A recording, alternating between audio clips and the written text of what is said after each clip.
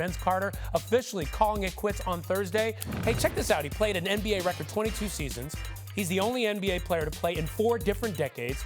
And Carter epitomized the modern NBA. He was 6th on the all-time list in threes. He finished with over 1,000 dunks. He's the only player with 1,000 dunks and 2,000 threes in NBA history. And who can forget his legendary dunk contest at the 2000 All-Star Weekend with that 360 windmill, 180 windmill off 2 steps between the it's over. Remember that?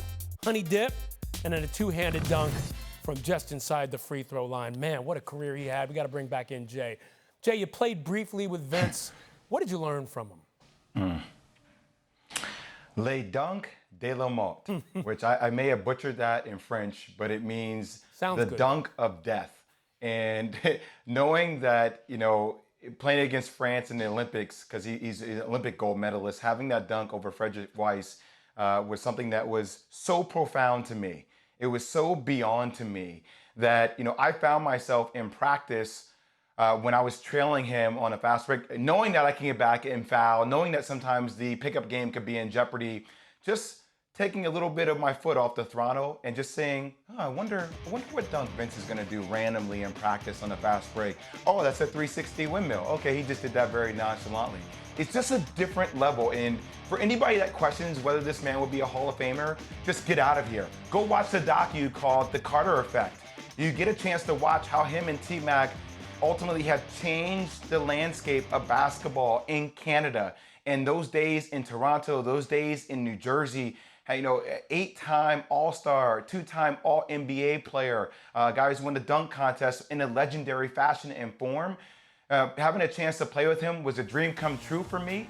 And I'll tell you this, there was no better dunker in the history of basketball than Vince Carter. And I own that with every breath I have in my body. And there you guys go together back in the day playing together. You know, I think people don't really understand when they look at Vince Carter how he completely changed into a different player, but yet was still so effective from where he was in the beginning of his career.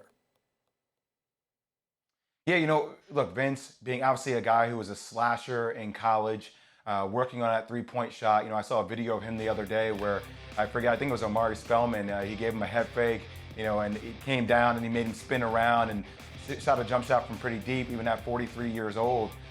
His game has transcended. You know, the interesting thing that will always be the reality about Vince is, you know, we just came off a great docu in The Last Dance and Michael Jordan.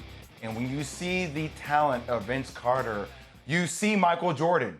You see somebody who was as skilled, maybe more athletic, you know, more graceful to a degree in the air, maybe skill-wise wasn't all the way there as MJ was, but I mean, definitely had the ability to get there. And you always wonder, what if? With Vince Carter, which doesn't take away from his brilliance of his legacy, doesn't take away from him being a Hall of Famer. But you always wonder if Vince was able to get it into another gear and sustain that gear, where would he be considered in the all-time greats? It would be a drastically different conversation than what we're having right now about Vince. And it's still respectful. It's just, what if? Wow. Yeah, it really is amazing, and we'll have to see if he ends up in the Hall of Fame. He certainly seems to have the credentials to end up just there. Jay, thanks.